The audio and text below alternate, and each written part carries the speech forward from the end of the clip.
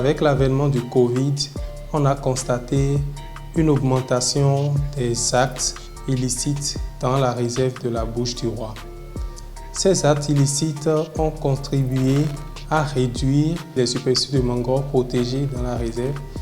Et alors, avec l'appui de la Commission allemande pour l'UNESCO et du ministère en charge des Affaires étrangères de l'Allemagne, nous avons eu un soutien à travers l'appel à projet SOS African Heritage pour réduire ces problèmes.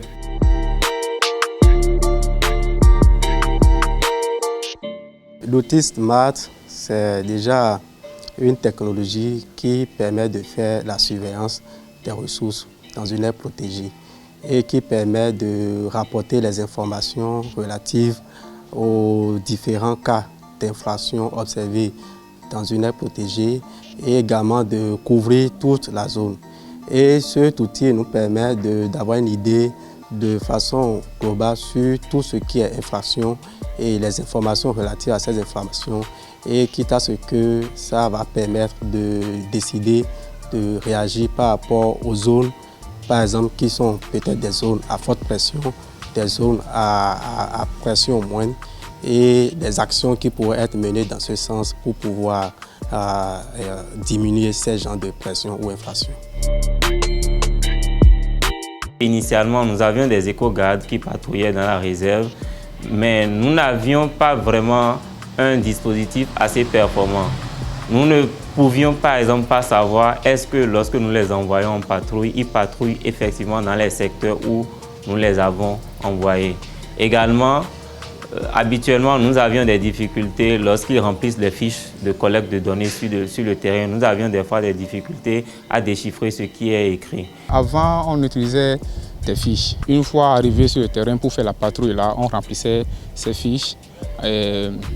On remplissait aussi les données. Arrivé à la maison, des fois, pour saisir, là, on ne peut pas voir l'écriture pour bien saisir.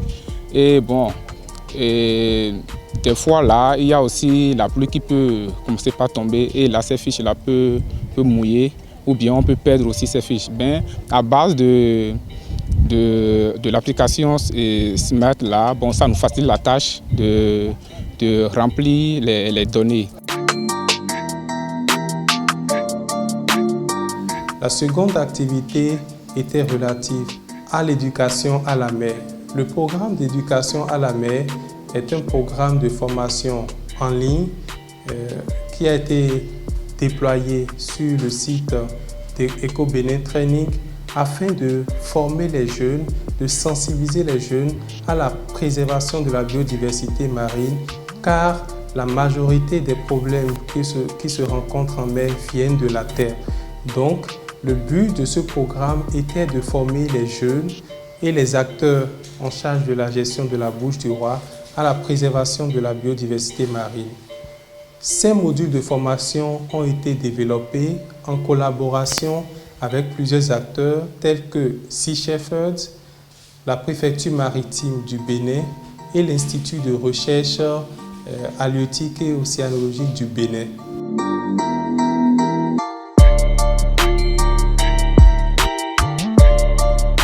L'initiative du tourisme virtuel est partie en fait du choc reçu par le tourisme en lien avec la pandémie du Covid-19 où la réserve de biosphère a reçu moins de touristes.